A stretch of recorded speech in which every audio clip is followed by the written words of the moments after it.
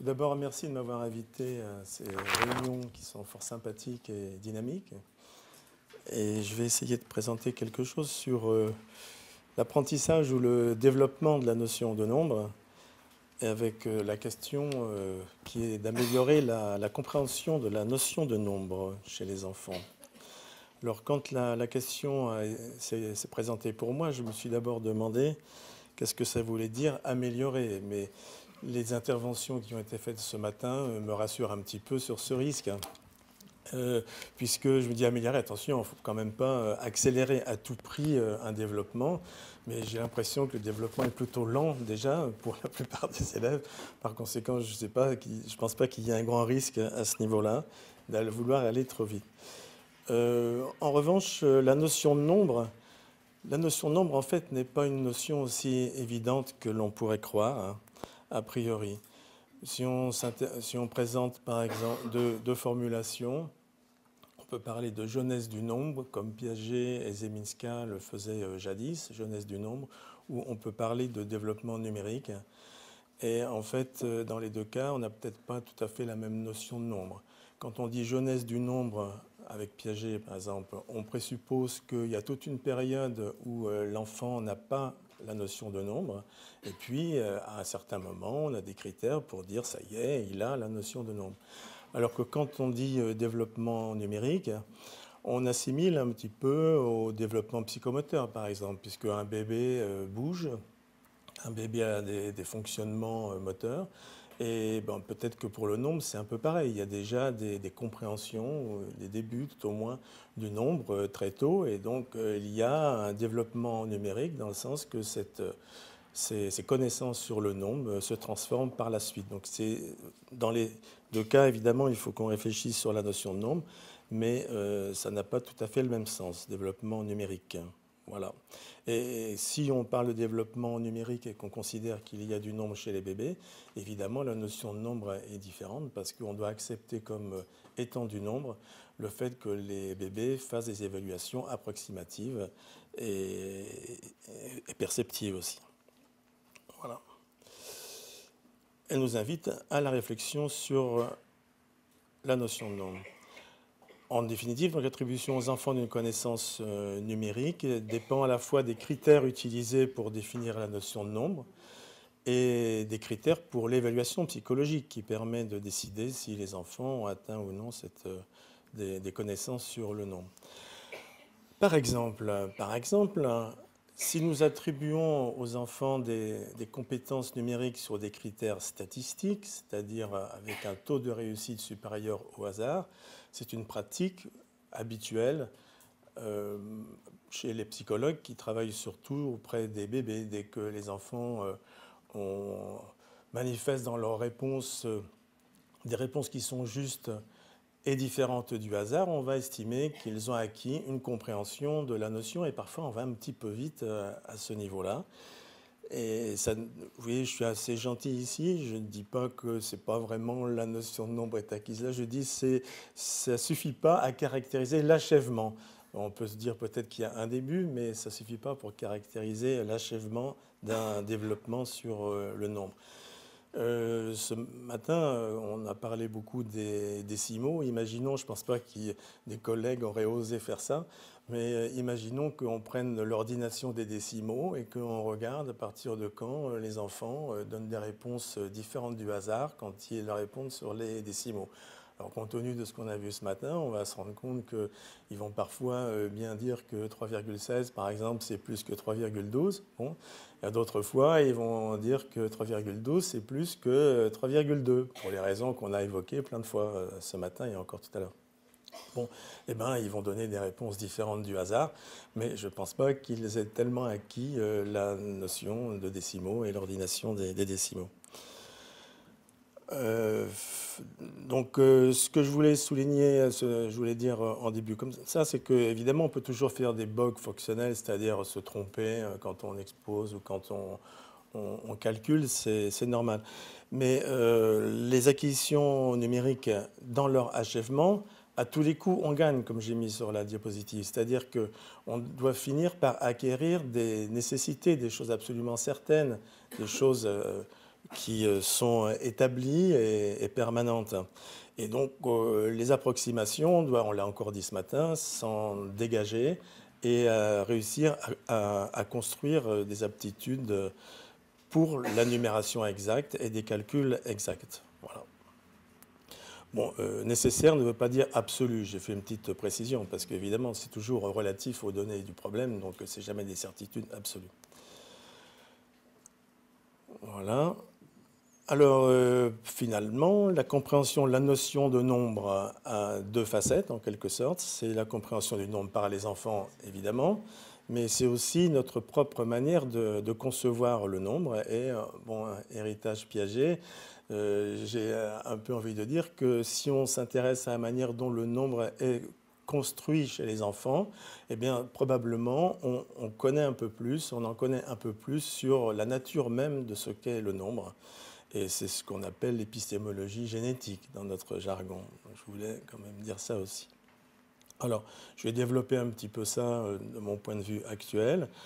Évidemment, la thèse générale, c'est que la construction du nombre suit les grandes étapes du développement cognitif chez les enfants. Il y a des références d'ouvrages ou d'articles qui sont indiqués ici. Bon, je me permettrai d'insister un peu sur Bidault-Leval-Villette, qui est un petit peu ancien, mais qui est un ouvrage de synthèse sur la construction du nombre. Si je le souligne un petit peu tout de suite, c'est qu'on y a glissé des résultats sur le transcodage, enfin sur le fait que l'on parle, que l'on transforme une écriture fractionnaire en une écriture décimale ou l'inverse. Et donc il y a 3 pages là qui peuvent peut-être être utiles parce qu'on s'est intéressé à la hiérarchie de ça. C'est-à-dire pas, enfin, si on peut définir un ordre de succession, d'acquisition, si vous voulez, sur ces transcodages. Voilà. Donc si on parle en termes de développement, et on peut dire qu'il y a 2 échelles d'analyse, très classiquement une série de contraintes.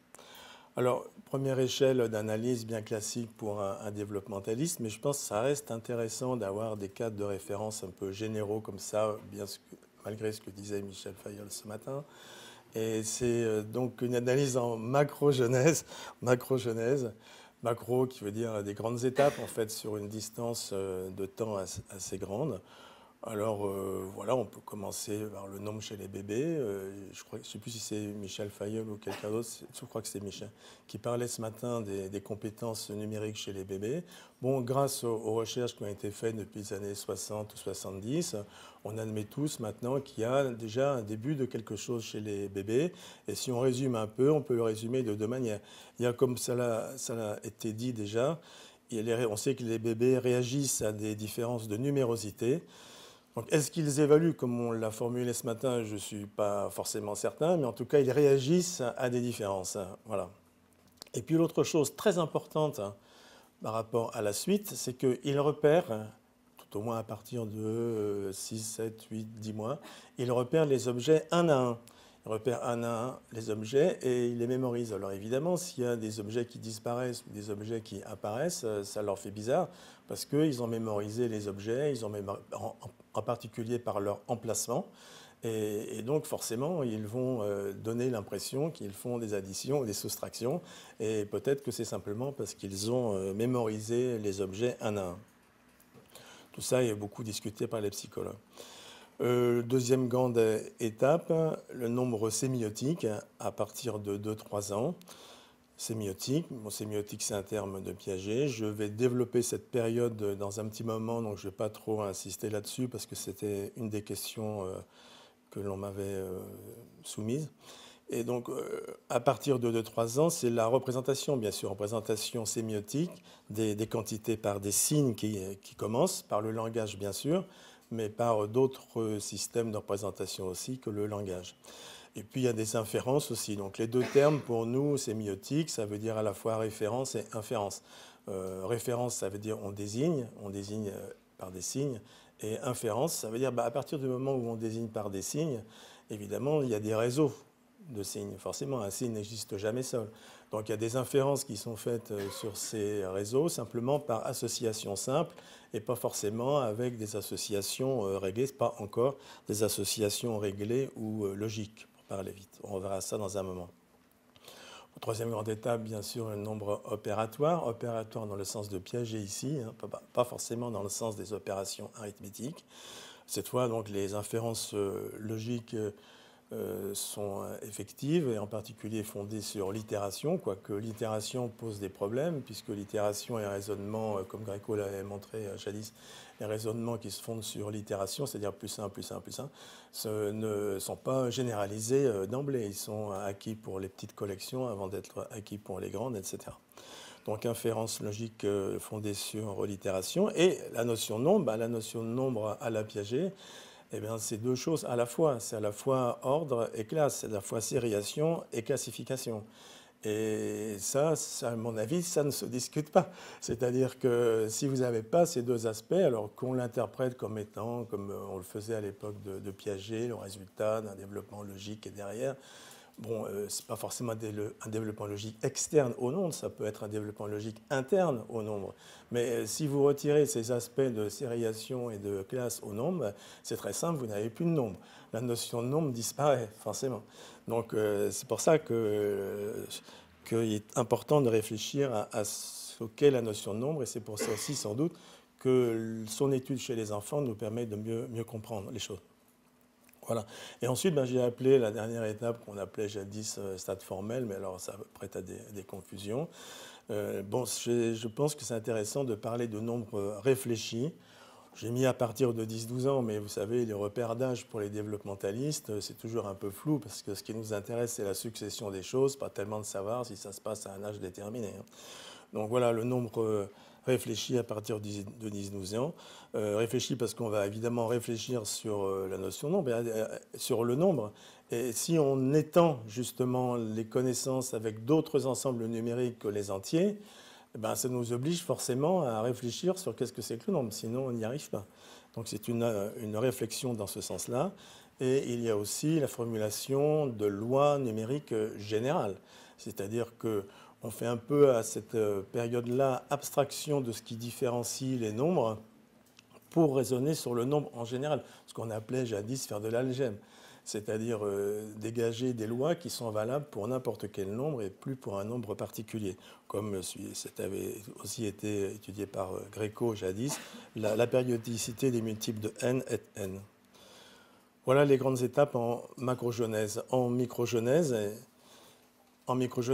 parce que le développement, c'est en grandes étapes de... Je n'ai pas parlé de stade, parce que la notion de stade, c'est quand même une notion très particulière qui est très intéressante, mais je n'en parle pas ici. Donc il faut être prudent sur les termes qu'on emploie. Il faut utiliser le terme de stade que dans un contexte assez précis.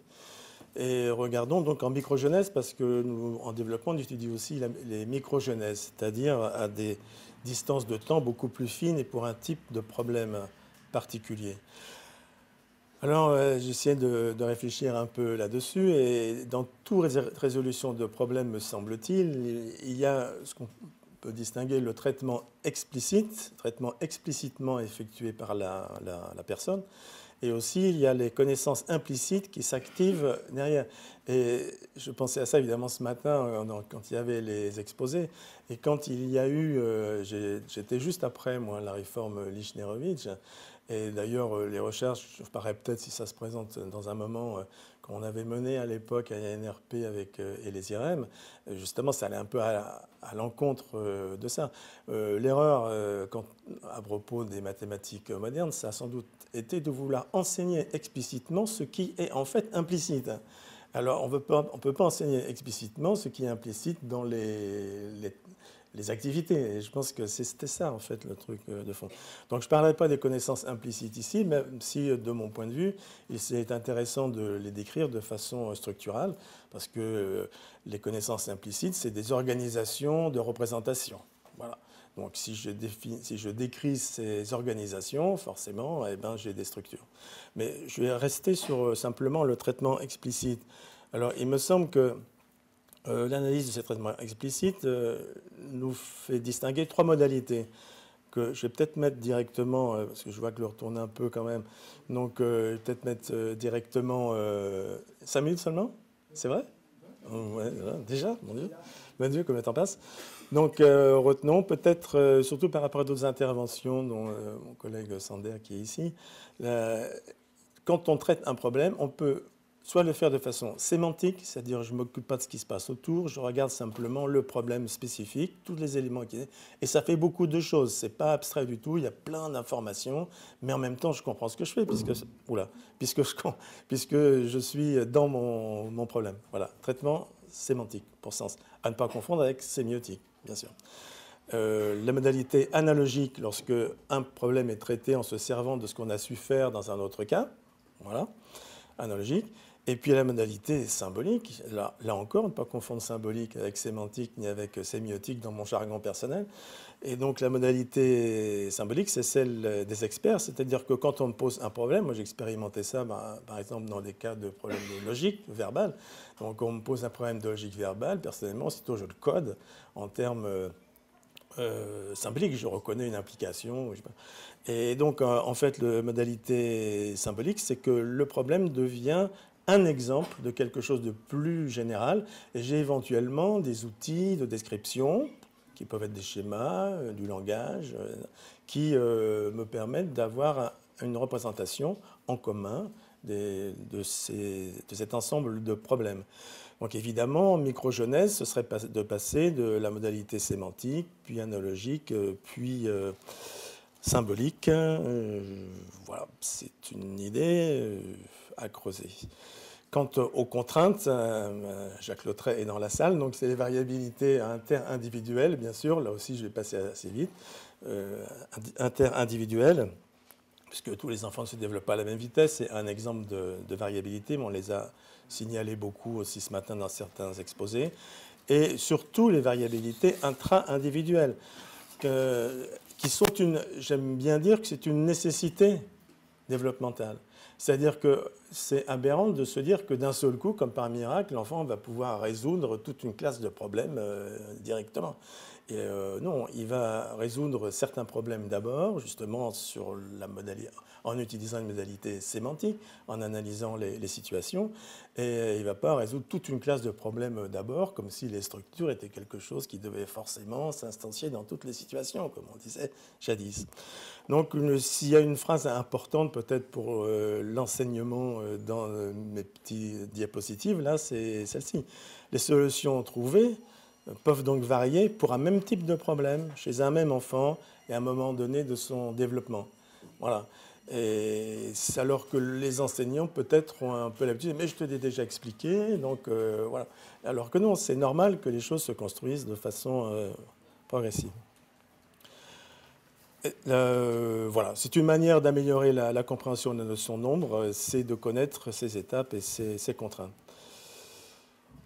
Je passe à la deuxième question, il me reste 1 minute. Je vais simplement dire que la période de 2 à 3 ans à 6-7 ans est une période essentielle. Parfois, je dis que c'est la Cendrillon des études sur le développement psychologique, parce qu'on l'a laissé de côté pendant longtemps, alors que s'il y a un niveau opérateur de fonctionnement à 6-7 ans, il est évident que ce niveau opérateur, il a fallu qu'il se construise avant. Donc c'est cette période-là qui est intéressante à étudier. Comment on passe simplement d'une approche sémiotique, désignée, à des approches plus logiques.